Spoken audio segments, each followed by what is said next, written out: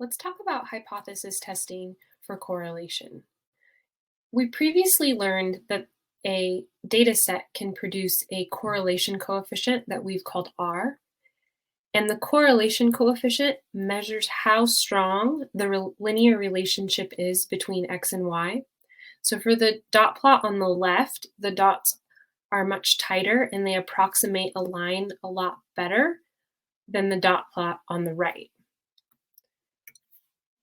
Even though we can still argue that both of these display some form of a linear correlation, we know that the one on the left has a stronger linear correlation between x and y. And the graph on the right has a weaker linear correlation between x and y. When we use these data values to calculate the correlation coefficient R, we would expect the correlation coefficient on the left-hand side to be close to 1.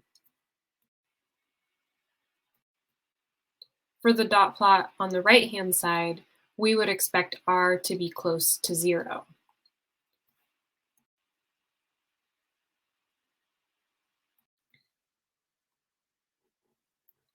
What would the linear correlation coefficient be between two variables x and y if the dot plot looked like this? Here we have a dot plot where every dot is in a perfect straight line. In other words, every single data value would fall on the regression equation. This would be an example of a perfect linear correlation. And so in this case, R would be equal to 1.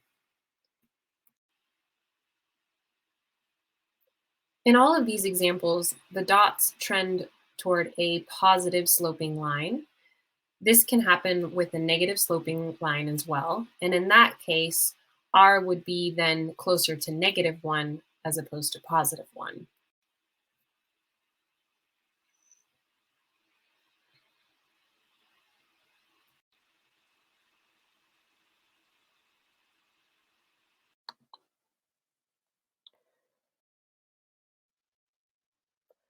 So the correlation coefficient R is on this continuum. The continuum goes from -1 to 1. So if you were ever calculating R and you got R to be more than 1 or less than -1, you did something incorrect because it can only ever be a decimal number between -1 and 1. The closer you are to 0, the weaker your linear correlation is. The closer you get to 1, the stronger your linear correlation is. And the closer you get to -1, the stronger your linear correlation is. At 0, if R is equal to 0, there is no linear correlation between x and y. But at 1 or -1, we say that there is a perfect linear correlation between x and y.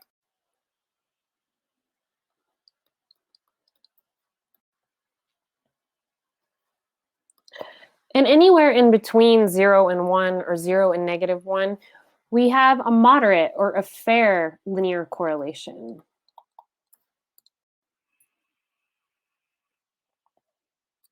Now, we can calculate R by hand using our data, but it is usually always done using StatDisk or some other form of technology. Keep in mind that R is calculated from sample data. So you can think of it almost as a test statistic. When we want to talk about R in terms of a population, we use the Greek letter rho. Rho is the correlation coefficient for a population. We pronounce rho like this, R-H-O. So the idea behind a test for correlation is to use R, the correlation coefficient from a sample, to estimate rho, the correlation coefficient for a population. So we want to test whether or not our population has a linear correlation amongst the x and y variables. So think about our previous slide where we said that the closer R is to 0, the less of a linear correlation there is.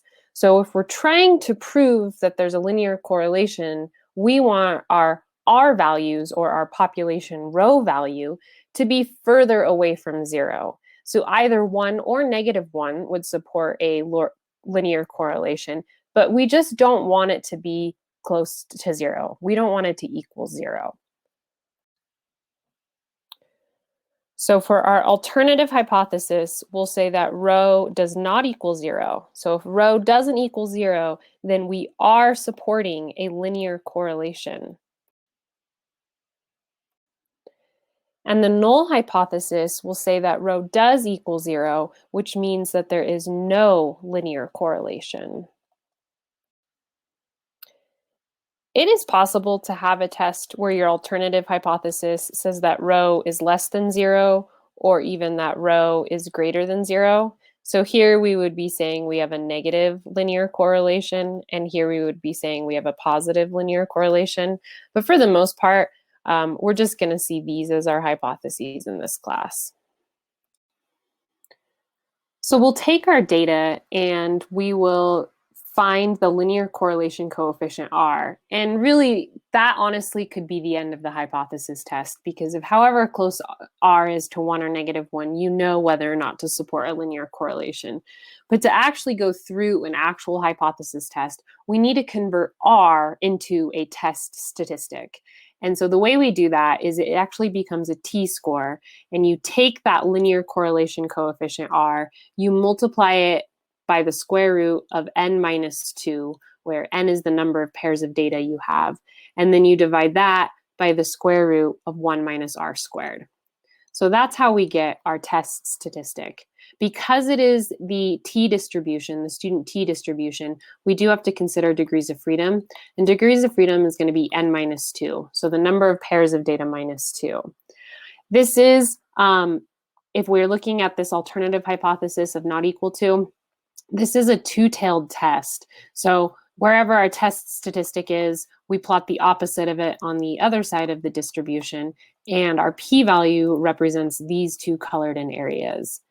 Now, once we calculate our p-value, our conclusion is going to be the same. We will reject the null hypothesis if the p-value is less than the significance level. And we will still fail to reject the null hypothesis if the p-value is greater than the significance level. So now let's talk about what our interpretation is going to be, depending if we reject or fail to reject the null hypothesis. A decision to reject the null hypothesis means there is sufficient evidence to conclude that there is a significant linear relationship between the variables x and y in the population. A decision to fail to reject the null hypothesis means there is not enough evidence, insufficient evidence, to conclude that there is a significant linear relationship between x and y in the population. So if you come to this decision to say that there's really not enough evidence to support a linear correlation between x and y, the second thing that you must realize is that it is now inappropriate to use the regression equation as a linear model or to make a prediction about the population.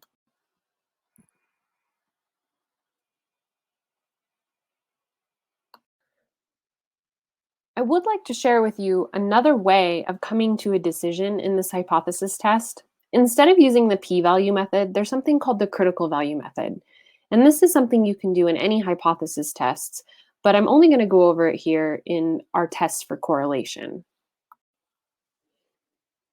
The idea behind the critical value method is to compare your correlation coefficient, so the number you calculated using your sample data, to an appropriate critical value that's also an R, but that R is computed using the given significance level alpha.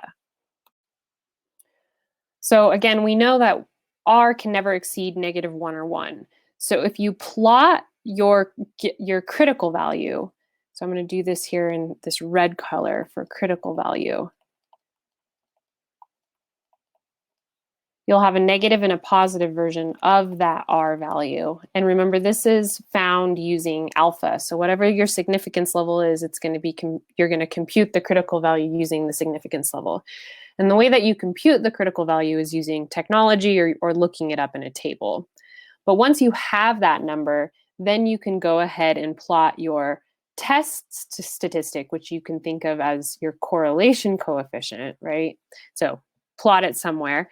And if it falls between negative R and R, so if it falls in this region, then you fail to reject the null hypothesis.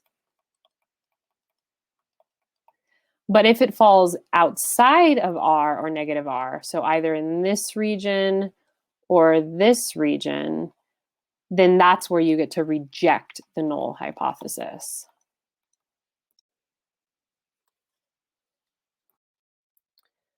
So let's go ahead and give this procedure a try. We'll use sort of all three methods for coming to a conclusion, just looking at R and then the hypothesis test using a p-value, and then we'll also do the hypothesis test using the critical value.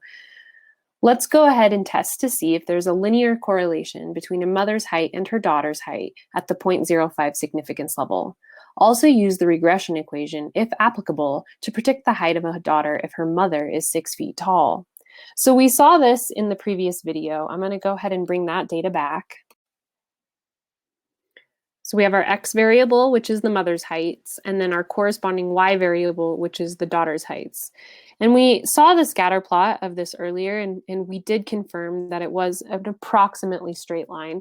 So let's go ahead and do the hypothesis test. Starting off with our hypotheses, the null hypothesis states that rho is not equal to 0. The heights of mothers and their daughters are not linear related, and the alternative hypothesis, which states that rho is not equal to 0, meaning it's either negative or positive, means that the heights of mothers and their daughters are linear related.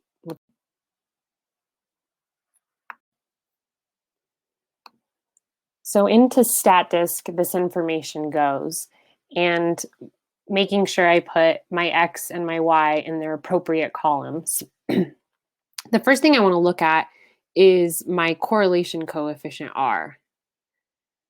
So this right here tells me a whole lot of information. It's positive, so I know if there is a correlation between a mother's height and a daughter's, it's going to be a positive linear correlation.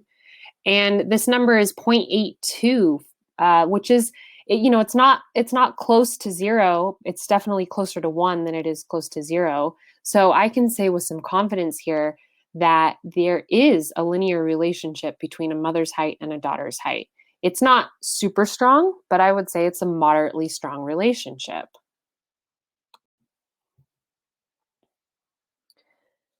The next thing we're going to want to do with this correlation coefficient is I'll show you how to calculate the test stat.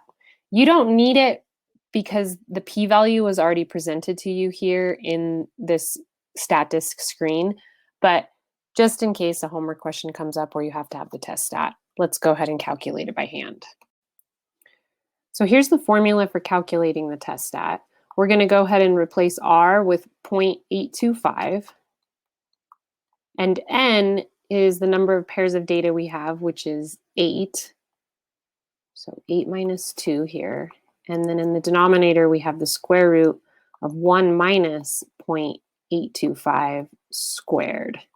And the degrees of freedom for S are 8 minus 2, so that's 6. So using this test statistic to calculate our p-value, remember it's a two-tailed test here. And so 3.576 is way out here. And since it's a two-tailed test, we also have to calculate the area beyond negative 3.576. And that p-value would be 0.0117. That's our p-value. And you can see that in our printout right here.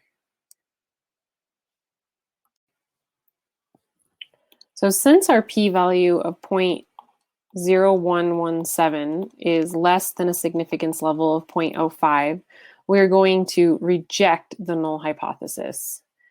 So what does that mean in our interpretation? So back here to our hypotheses, if I'm rejecting the null hypothesis, if I'm rejecting this statement right here, then I am supporting the alternative hypothesis, which means that a mother's height and a daughter's height are linearly related. There is a correlation, a linear correlation between a mother's height and her daughter's. So the last way that I'll show you how we can come to that conclusion is to use the critical value method. So we'll need our StatDisk printout again for that. So in this printout, we can see that they give us this critical value, this plus or minus critical value. So if we plot that on a number line, it'll look like this. So remember, 0's in the middle, and if we're going to plot 0.7, well, this would be 0.5. So 0.7 is maybe about right there. 0.706, actually 707. And then negative 0.707 would be down here. So those are my critical values.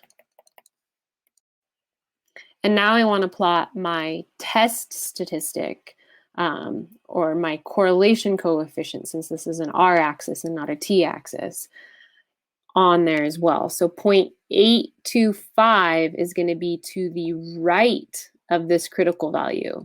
So there is r, my correlation coefficient. And since r is to the right, it's in the rejection zone. Here and here are the rejection zones for rejecting the null hypothesis.